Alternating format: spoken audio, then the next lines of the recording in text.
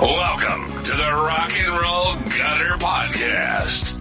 Music from the wrong side of the tracks. This is a show that drags you through the gritty alleys of sleaze rock, gutter glam, and all forms of dirty rock and roll.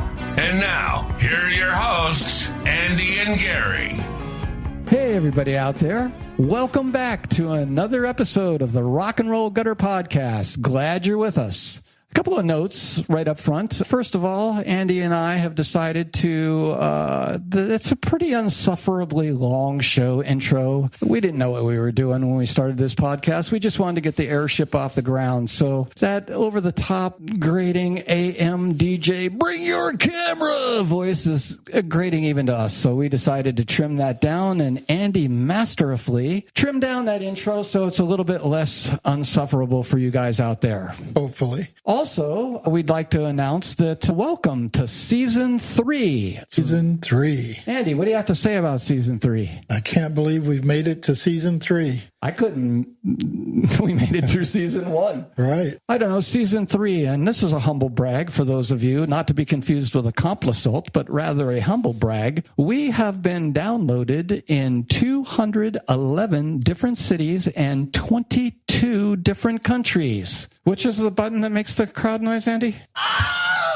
Well, that was that fucking podcast. Hit it again, one more time.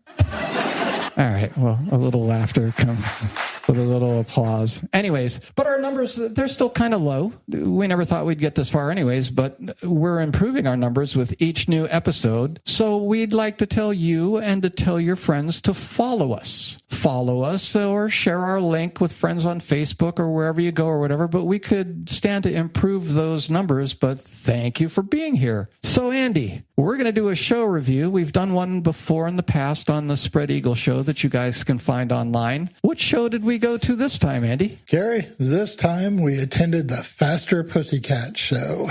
Yay! Well, Faster Pussycat announced that they were touring Andy and I way back in, season 2 was it in, Andy? Yes. End of season 2, which was our first time that we did a 2-part episode on Faster Pussycat. Well, they're hitting the road and they're touring again. So I say to Andy, hey, should we do a show review like we did on the Spread Eagle show? And Andy, what did you say? I said, hell yeah. And who was responsible for getting the tickets, Andy? Probably me. Yeah, well, it certainly wasn't going to be me. Right.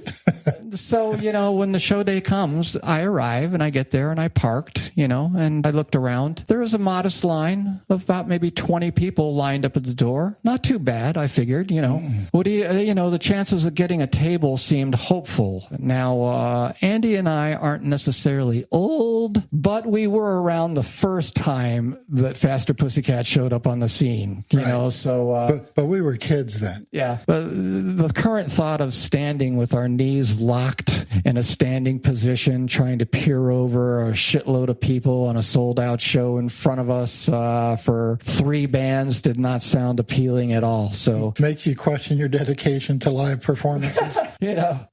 So I figured not too bad. The chances of getting a table seemed kind of hopeful. And then the side door of the club opened onto an outdoor patio, and about 40 people come streaming out. And it was then that I realized that a meet and greet was taking place. What do you think about that, Andy? Yeah, that's a money maker, a money grab for sure, but understandable for bands. But it kind of takes away the room inside where you're hoping to get a place to hook up for the night. I guess it's the current thing. Touring is where the money is because obviously there's no record contracts, there's no record companies, blah, blah, blah. Streaming doesn't pay royalties, blah, blah, blah. So the only way that you're going to make money is merch and, fan club meet and greets. So you can't really, say too much about that and the negative thing. But no, it makes sense why they do it. Well, later on, while I was on the Faster Pussycat official website, the meet and greet, it's very detailed about what you're going to get as far as swag. What do you get with that? Well, according to the meet and greet on the webpage, it's $100 per person. $100 per person. But here's what you get, Andy. You get a sound check hang.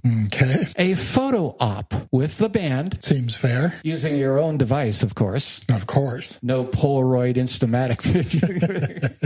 you get a commemorative VIP sticker. I'm a VIP, Andy. A VIP. A VIP. A VIP. Very important sticker on a very important person. There you go. You get a signed poster. Okay. Nobody hangs posters anymore, but okay. Well, a signed poster. At least one of the signatures on there is nostalgic. Right. Original member. You get a signed set list, Andy. A signed set list. Okay. Naturally, we're going to hand you also a Faster Pussycat guitar pick. Oh, a guitar pick. Hit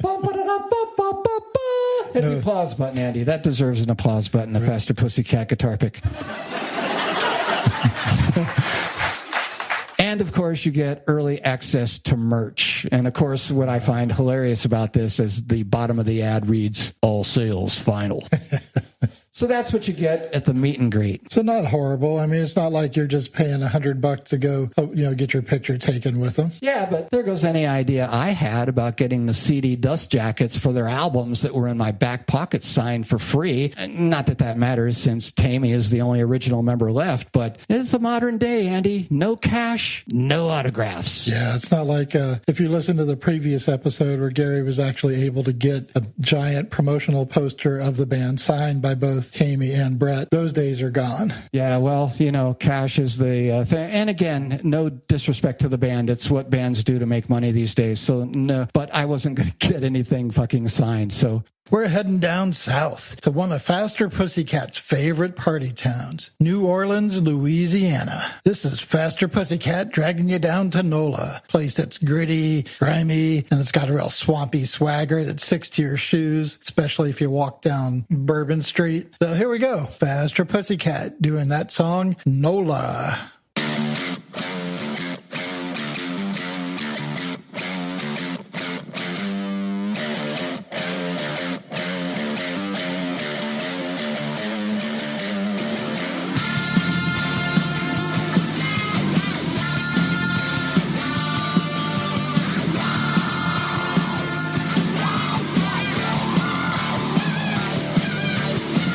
Tippin' Tina's, a cat mother used to know.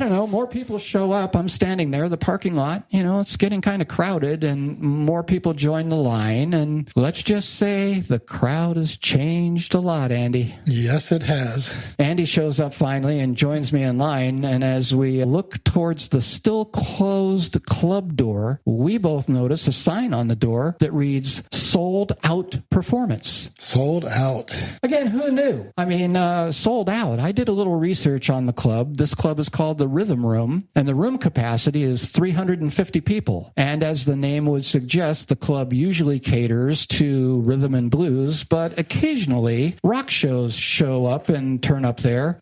We've got a guy that apparently, Andy, what did you say? He was a DJ on the local station here, KDKB, where he played heavy metal. And now he's kind of a pseudo rock promoter, and he's the same guy that promoted the Spread Eagle show, and he's also the guy that did the Faster Pussycat show. So, and while he was introducing Faster Pussycat to the stage, he mentioned more rock shows coming, and this is kind of funny. What do you say, Andy?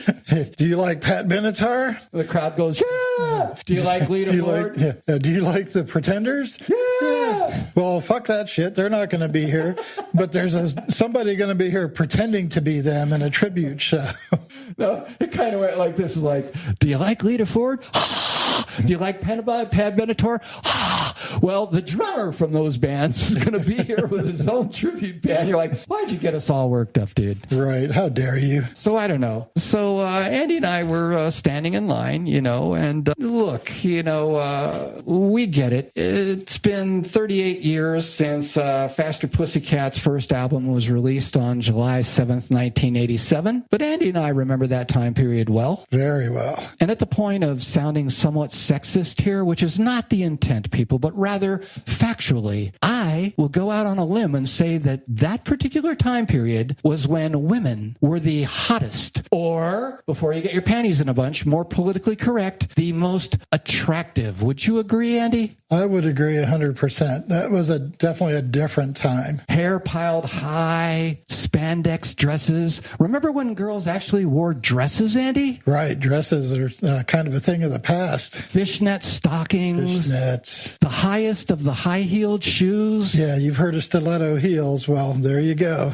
Makeup for days. Enough baubles, bangles, scarves, bandanas to start their own gypsy colony? Right. And everything fit tight. What about questionable moral judgment, Andy? I'm all for it. What Check. do you got? Clove cigarettes? Check. Aquanet? Check. Double check. Lord, how we remember and miss those days. Every video on MTV had these kind of vixens. I can remember girls in cages, and it was perfectly okay. You can't blame Andy and I. We were a product of our environment. Right. And then grunge comes along, and suddenly women's the look was no look at all, Andy. No, not anymore. Then the riot girl movement started, and it went from spandex high heels and copious amounts of hairspray and makeup to Doc Marten combat boots, baggy pants, fuck your makeup. And yeah, I'm a white girl with nasty dreadlocks. What are you going to do about it? And let's not forget the ever-present army surplus story jackets like a female Travis Bickle from the movie Taxi Driver. There's a visual. So, if anything, Andy and I were eager to see if anyone got in a time machine and tried to replicate those golden days of MTV video women. But alas, it was not to be, was it, Andy? No, unfortunately not. I mean, I guess what? A couple tried? Well, how could it be almost 40 years later? Wishful thinking at best. I'm sure that some of these ladies are probably grandmothers by now. Right. And like you say, of the couple ladies who did try, God love them. Time has a way of telling you that you tried too hard. Mm-hmm. Fishnets become tuna nets. Black seems to be the only color acceptable. Makeup becomes like Art the Clown in the Terrifier movies. Right, just to cover things up a little bit. All I kept thinking of, Andy, was that verse in the band Bowling for Soup. They had that song 1985. Remember that? She was going to be an actress. She was going to be a star. She was going to shake her ass on the hood of Whitesnake's car. Yeah, not so much. To be fair, conversely, Andy and I are standing there, and and we say all these things good-naturedly and good humor. So, take that with with a grain of salt. Conversely, to be fair, time's not aged necessarily well for the gentleman either. No, I would say not. Would you say that hair in general seems to be in short demand these days? I would say so. It's nothing like it was when we were coming up. I mean, lots of chrome domes and T-shirts that start in the 3XL range. Right. Lots of guys unable to look down and see their own shoes. Haven't seen their dick in like 3 years. Yeah, Have you noticed, Andy, that bald is the new long hair? Unfortunately, that does seem to be the case. Anytime anyone's hairline starts exhibiting more real estate than Wyoming, out comes the razors and the clippers and whammo! Bald is the new long hair. Right, instant new look. Of course, though, every single bald guy on the planet feels the need to grow some sort of scraggly facial hair just to prove to anyone that they can still grow hair on their head, but what actually usually happens is they come off looking like the late Anton LaVey, which was the leader of the Church of Satan. Yeah. Hey, check out my soul patch. Yeah, look around and tell me that I'm wrong. Used to be back in the day, I'm talking way back in the day, that only 3 people could pull off bald. You had Yul Brynner in the movie The King and I, you had Telly Savalas, who was Kojak on TV, and you had Mr. Clean, who was possibly half-gay pirate in the cleaning products. Half-gay? Well, it depended on what cartoon side of his head the earring was hanging off, if I remember correctly. I don't really remember if it was left or right, but I don't know. If any of your listeners even get these arcane references, well, good for you. But, people hid baldness under wigs, toupees, baseball hats, cowboy hats. I don't know. Doesn't seem like that's the way anymore, so there you go. Bald and proud. I don't know, Andy, at least this time around, unlike the show review that we did of the Spread Eagle show, if you remember, don't you think that there was far less shenanigans as far as the Bro Fest? Oh, absolutely. The Bro Fest was cut to a minimum at this show. Or the bromance goes, as it were. Yeah. I don't know. Maybe that was because, it's a standing room only, and the place was pretty fucking packed and nearly impossible to get drinks, which may have hampered the Bro Fest shenanigans a bit. Yeah, cut down on the alcohol intake, then a lot of that stuff just goes away. In any case, it was a welcomed relief to not have to suffer through that bromance kind of a thing. But anyways, speaking of standing room only and tall people, Andy, why in the world don't tall people get it? I don't know. This was like fucking Kingdom of the Giants that night. A couple of guys who were tall enough to play for the fucking Boston Celtics came in late, then proceeded to wedge their fucking way right in front of Andy and I, and we're like, what the fuck? Did they just not get it? Yeah. Or did they just not care? I mean, come on, for fuck's sake. It's a small-ass club. You can still see the stage from 40 feet away and see over everybody, so why the fuck don't you get it? Yeah, it makes normal guys like us it kind of ruins our night. I may be borrowing a bit from comedian Adam Carolla here, but there ought to be a full-size wood or plexiglass template at the door of every club that maxes out at 6 feet tall. If you're too tall to fit through that template, then your raggedy ass gets placed in the back of the club, no questions asked, you get an X stamp on your hand, and if you try to wedge yourself forward, you're cattle prodded back into place. Get your ass back in line. Oh, if it was a perfect world. If only. But we digress, or digress, or however you say that thing. So, hey, we're there. We suffer, Andy and I. We suffer the same insufferable opening band that opened the show for the Spread Eagle date a month or two earlier. Oh, yeah. Here we go. I won't be naming names, but their initials start with... You sure you don't want to call them out this time? I don't know, man. It's just not our cup of tea. And you keep hoping to hear that golden phrase, we've got one more for you. Yeah, never going to hear that. It never seems to come soon enough, No. All right, picture your average dad bod band complete with goatee, check, bald heads, check, baseball cap, check, camo shorts, check, and lukewarm Stone Temple Pilots, Creed, do you remember that band Live, Andy? Oh, yeah. Remember that song, Lightning Crashes? Right. Yeah, those type of original songs. And, these are also one of these bands who tries to hype up the crowd by mentioning between each song, how much are you ready to hear Faster Pussycat? Yeah, let me hear it from you. We all are, dude. That's why we're fucking here. Right. Or saying, how you doing, Phoenix? after every song. The other thing is, the first time you get on stage and your band hits the first chord, don't give me the fucking give us applause hands, like, waving back at you. Yeah, let's make some noise for us. Fuck you. Yeah. Get up there and earn it. You haven't proven anything yet, Right, yeah. One power chord in. Yeah, for all I know, that one power chord is the only power chord of the evening, so fucking earn it. All right, now, and stick with me, listeners, okay, because this is going to be maybe a bit of a controversy here, but also, personally, I've never been a fan of wearing shorts on stage. Yeah, I know, we're in Phoenix in the summertime, and it's hotter than Satan's ballsack. I know. I don't care. Shorts make you look Bush League. I know the current look for most bands these days is no fucking look at all, but obviously Andy and I come from a different time period. Some would say a better time period where looks mattered almost as much as your musical output. Right, Andy? Oh, it was very important. If you did not have the right look, well, for one thing, you weren't going to get on MTV, but nobody was going to give a shit. I don't know. So Andy and I can completely appreciate bands that had that defining look, like Hanoi Rocks or Dogs D'Amour or whatever. At least look like you're trying. There's a reason it's called show business, dumbass. So you know that heartfelt, slightly melancholy anthem, Don't Change, from NXS, the Australian band? Well, this is Faster Pussycat doing the song their way. It's a little dirtier, a lot louder, and has a hell of a lot more swagger to it. But they're still begging you to stay exactly the way you are. Here we go. Check it out. Faster Pussycat's cover of the song Don't Change.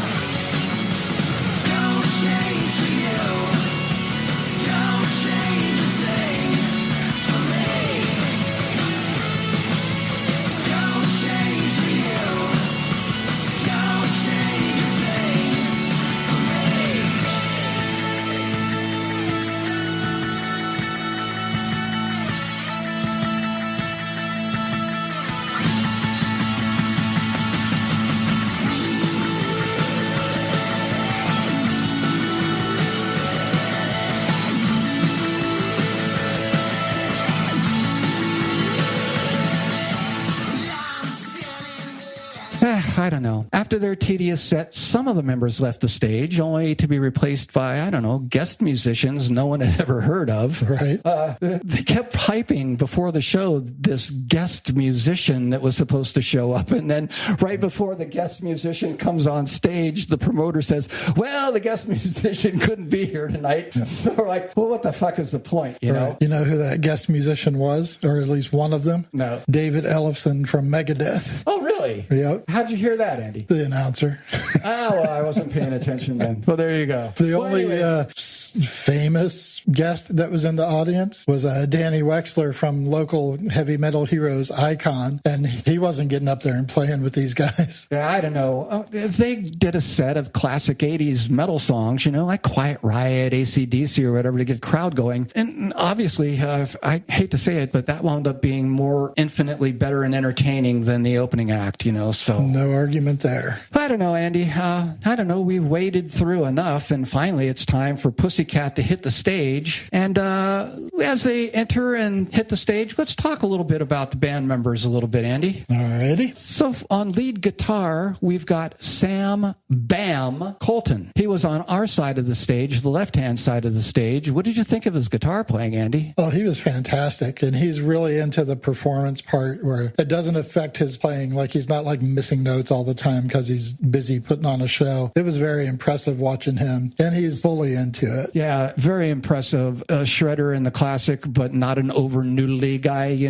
played for the song, not against the song. Yeah, restrained shredding, I would say. Yeah, so I guess he moved to L.A. in 2013 and attended Musicians Institute, and he was awarded musicianship and development scholarships. So that was Sam Bam Colton on lead guitar. And next up, we had Danny Nordahl on bass. Danny's been with the band since 2001. He's also played with Stiv Bators. He was a founding member of the band The Throbs, and he got his start, believe it or not, as a roadie with the Ramones. A roadie for the Ramones? I don't know, Andy. This guy just epitomizes cool. I mean, if you looked up the word cool in the dictionary, there'd be an 8x10 glossy photo of Danny Nordahl. Yeah, he's just got this swagger that's just, he belongs on stage. I mean, there's no question. The way he moves on stage, he plays to the crowd and to his bandmates, and he just radiates coolness to the 10th degree. Yeah, he really does. He's always full of energy and full of attitude as well, And at one point, he opened his jacket to show the crowd he was wearing a T-shirt that read, "I hate Chad." Right. And who's Chad? Well, I didn't find out until later that the drummer's name is Chad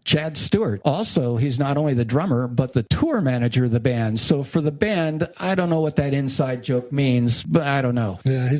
But Danny hates Chad, apparently. Yeah. He made it a point to show the shirt multiple times, so there has to be some sort of internal story about that. And wears it often as comprised by photos on the Facebook pages. Yeah, exactly. Well, speaking of Chad Stewart on drums and backing vocals, he's also, like I said, the band's tour manager, and he was in Taime's other band, the Newly Deads, and he joined Faster Pussycat for their reunion tour, and he's been around since at least 2001. And him and Danny were both in the band Motor Christ. Oh, beforehand? Yeah. Before Taime's Newly Deads? Yeah, but back before the Newly Deads. Well, Chad's listed as being the drummer on the Power and Glory Hole album, and that was way back in 2006. And that's still one of my favorite album titles of all time. Power and the Glory Hole? Yeah. I don't know. He gets bonus points with me. I'm a drummer. We've mentioned that many times before, so no drummer math jokes coming up, at least yet. I mean, we haven't mentioned the word grit either once yet. Oh. Yeah, there we go. So I couldn't, he gets bonus points with me because he had a purple drum kit. I just love the color purple and blah, blah, blah. But that was a nice looking drum set. Yeah, it was. And I was trying to see, what brand it was. Drummer lingo, there's badges usually on the front drum head or on the drums themselves that indicates what manufacturer of the drum was. I couldn't see it from the far left side of the stage that I was saying, but I was looking on some photos, and at one point there's a picture of him, and the bass drum head reads Crush, a Crush brand drums. So I don't know if that was what he was playing the other night or not, but bonus points for a really cool looking drum kit. And then we have Kieran Robinson, Kieran, Kieran Robertson. He was on guitars also. Mm-hmm. He's been with the band since 2023, and he's also played with Jeff Tate from Queensryche in the Operation Mindcrime band. And apparently he's from Glasgow, Scotland, Andy. And he was the far side of the stage.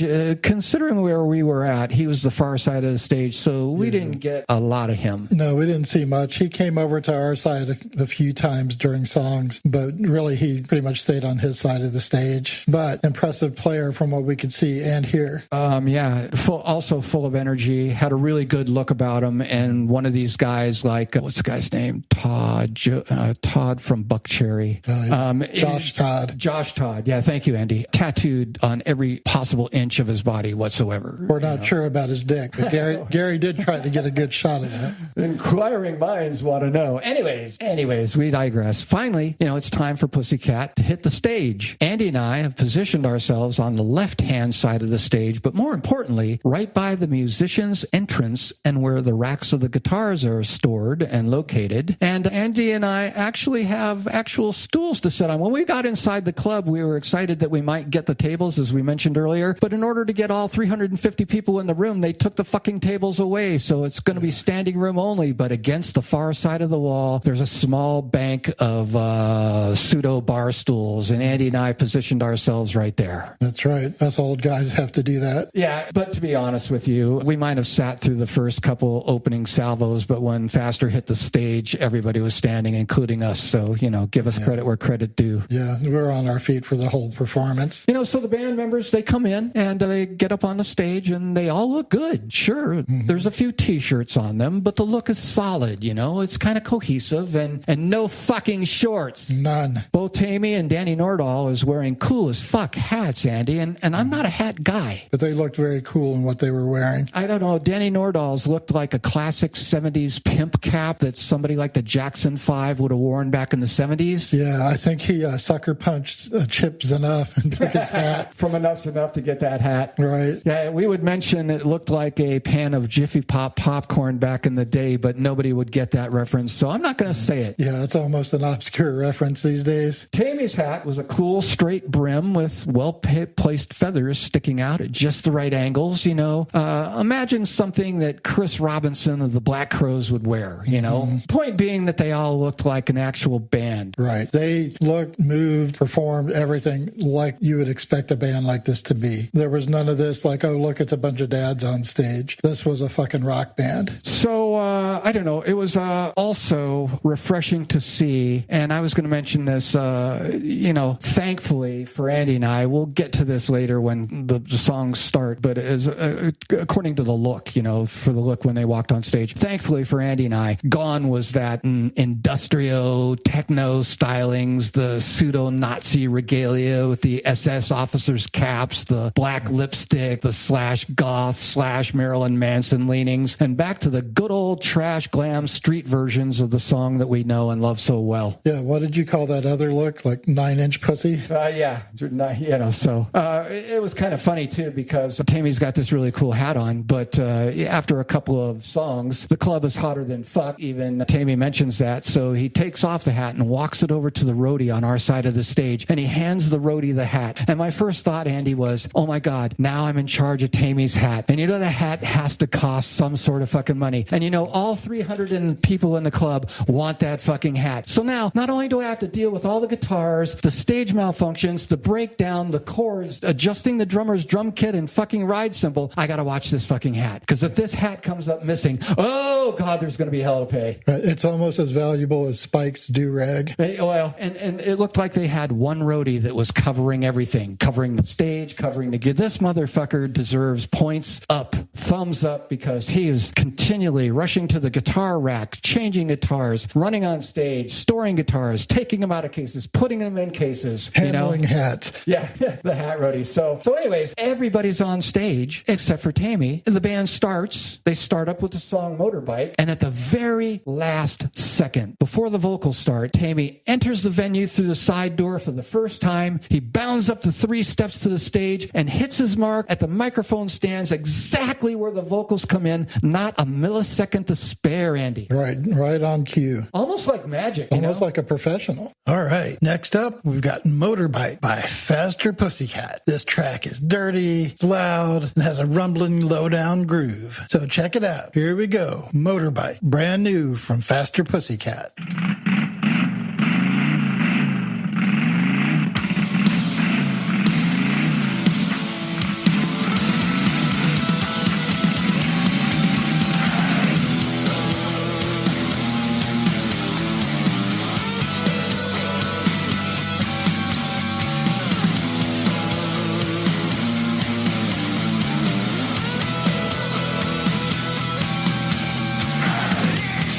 Fast like a rocket.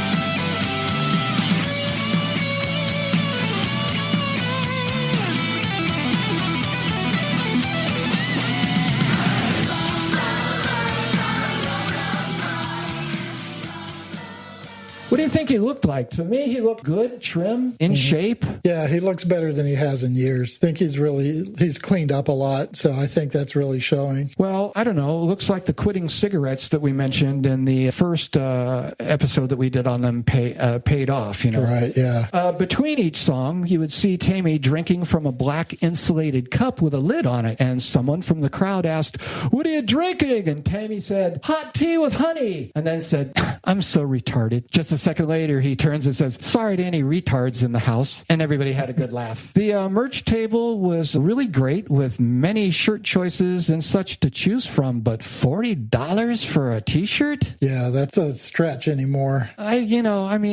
Sure, we're old, Andy, and whatever, but I can remember getting out of a place for $10 for a shirt, you know? My first concert t-shirt, $8, and people were making fun of me for spending that back then. To give you an idea, this is 1977, so again, drummer math notwithstanding, my first concert purchase of a concert t-shirt was the band Angel on the Casablanca label. The shirt was $6, had a logo of the band on it, and it was powder blue in color. Nice. How do you say gay without being gay in 1977? Wear an Angel t-shirt. In powder blue. Anyways, I digress. So anyways, I don't know. All in all, Andy, I thought it was a really good show that delivered all the way around, and we were fortunate, I think, to have seen it. Yeah, I would agree. I thought the band was really on top of things. Their performance was great. They kept it moving. They kept things entertaining. There's no downtime, no dead time. Everything was good. Crowd totally into the show. You could tell the crowd was really pumped for this show. Yeah, definitely. They were there for a good time, and they definitely they received it all the way around. So, and before we are remiss, and I don't know where this is going to fit into the podcast, Andy and the editor, Andy is the editor, we'll figure out where, but also, just so you guys know, Faster Pussycat, they did a 15-song set list, and we're going to run them down real quick here. The first song was the new song released in May 2025. That was Motorbike, followed by Don't Change That Song, Cat House, Slip of the Tongue, Smash Alley, You're So Vain, which, in my opinion, still sucks. If you have a reason for me saying this, go back and listen to the 2-part episode we have. It wasn't any better live. Yeah, no, I mean, monotony, whatever. But good crowd reaction to it. So, yeah, cool, the crowd, you know. What does the crowd know? If they were musicians, they'd be up on stage.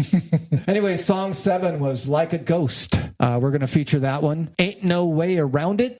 Song 9 was Nola. That was a single from 2021 about New Orleans. We've included that one. Song 10, Where There's a Whip, There's a Way. Song 11, Poison Ivy. 12, House of Pain. 13 was Bathroom Wall, and they had the entire fucking room singing on their feet. If there was an anthem, this was it for the night. Next song was Shut Up and Fuck, which was a Betty Blowtorch cover. We've also covered the relationship between Taime Downe and Bianca Butthole in our Betty Blowtorch episode, but they do that song that had a few people singing along with, and the closeout song for the night was Babylon, and again they had the entire house singing along. So there you go. That was the Faster set list. Yeah, those last 3 songs, a lot of people sang along with it. Like really good crowd interaction, a lot of energy there. People really seem to appreciate that. Up next, we've got the song Like a Ghost from Faster Pussycat. This song doesn't really kick the doors down. It kind of slides in with a little sleazy groove that,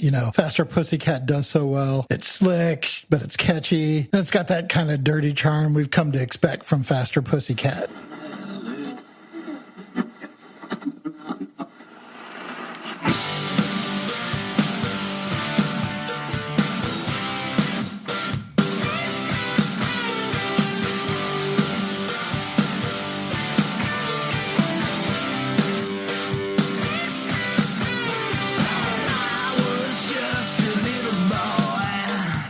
Banging on the garbage can. My daddy handed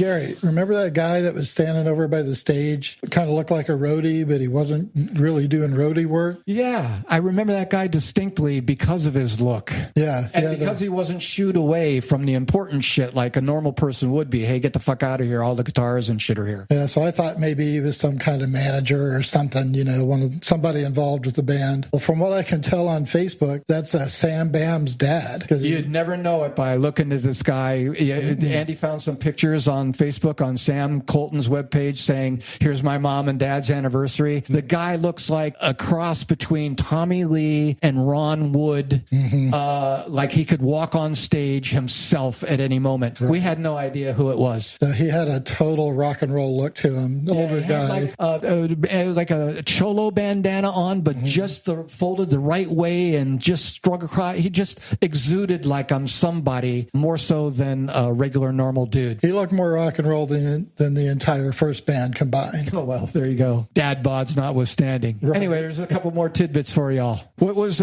pretty funny also is that before this tour, Phoenix was the second stop on this tour. And Andy, what Taime say about his voice? Yeah, he was saying that he was drinking the hot tea because his voice wasn't quite broken in yet, because it was only the second show. So probably by this point, he's like fully in gear. I didn't see anything wrong. No, I didn't either. I thought he sounded like I would expect him to sound. And full of energy. Yeah, his voice didn't break. Not relying on the crowd to sing any of the choruses. Hitting the right notes in the right places. Right, yeah. He sang everything. He didn't rely like Vince Neil, like putting the microphone to the audience. I thought he was in very good voice despite his claim. Well, it looks like, again, we were the second show on the tour. What was pretty funny is a post online read that the Faster Pussycat's band tour bus broke down 40 minutes outside of L.A. Way to start the tour, right? Very Spinal Tap. But apparently there's 31 total dates on this tour. They're out through July 8th of 2025. If Phoenix was only the second stop on the tour, Andy, imagine how good or tight they'll be after another 29 shows. Yeah, right now is probably the perfect time to see them. I don't know. The audience is certainly going to get their money's worth. That's for sure, Oh, yeah. And apparently, I haven't done a lot of research, but judging by some of the posts that have made it to the Faster Pussycat Facebook page, these shows are selling out. The first show, Vamped in Las Vegas, that was sold out. Our show in Phoenix, that was sold out. The Hook and Ladder Club in Minneapolis, Minnesota on June 11th, that was sold out. So hopefully the tour will do good for those guys. Yeah, it sounds like it's off to a great start. I mean, 31 total dates, And was this show, would you say, the larger crowd than when you saw them the last time, like way back when it was the 9-inch Pussy days? Yeah, I think so, because they had gotten away from what made them so successful in the first place. And anybody that was unfortunate, like I did, that went out and thought you were going to get the same Faster Pussycat when you bought the album, The Power and the Glory Hole, and then you realized quickly that this was Trent Reznor's version of Faster Pussycat, that maybe their crowd base dwindled a little bit. And don't forget, they were pulling off the full "we're Nazis, but we're not Nazis" shtick, right?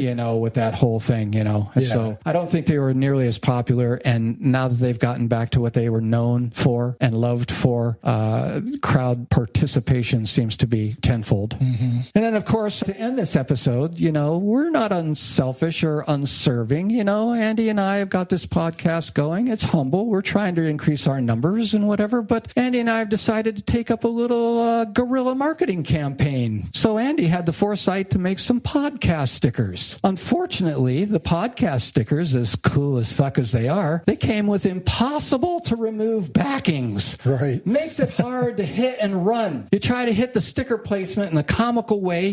We place a lot of our stickers directly on the urinals because, you have to look down anyways. Why not be entertained while you look down? But we're trying to get the word out there, Yeah. So it's hilarious. And when I complained to Andy about the lack of the easy peel for quick marketing campaign, guerrilla style, Andy says, well, I'll solve that. I'll go to a place and we'll get new stickers that have an easy peel little flag on them to make them that much easier. Tell me how those fucking worked out, Andy. Pretty much the same as the round the circular stickers with the impossible to remove back. Did you order impossible to remove flags, Andy? Yeah, I think I checked that box.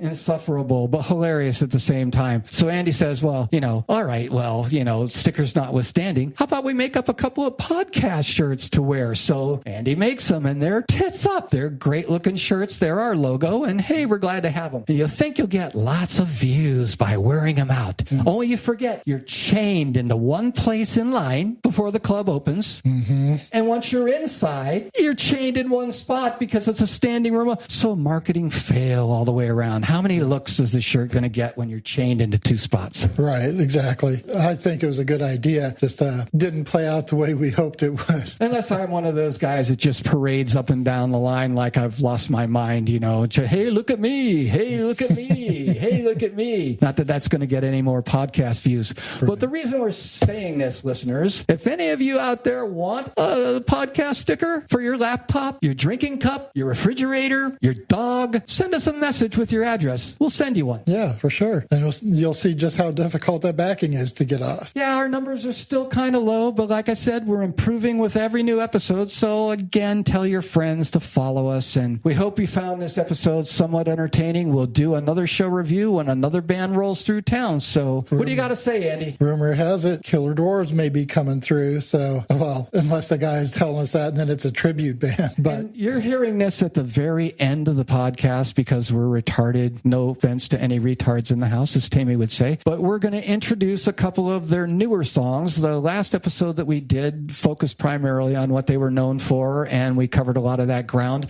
But we're going to insert like 4 songs, and you've probably already heard them. And there's no rhyme or reason to where we put them or why we put them. Hope you enjoyed them. Thanks for listening. Andy? Thanks, everybody. As always, we appreciate your time. We appreciate you following us on social media. And remember, keep it trashy. Welcome to season 3, peeps. Keep it trashy. And to our fallen comrade, Mr. Mink, I think Pink Floyd said it best. Wish you were here. You're here in spirit, brother. Godspeed, Mink, wherever you may be.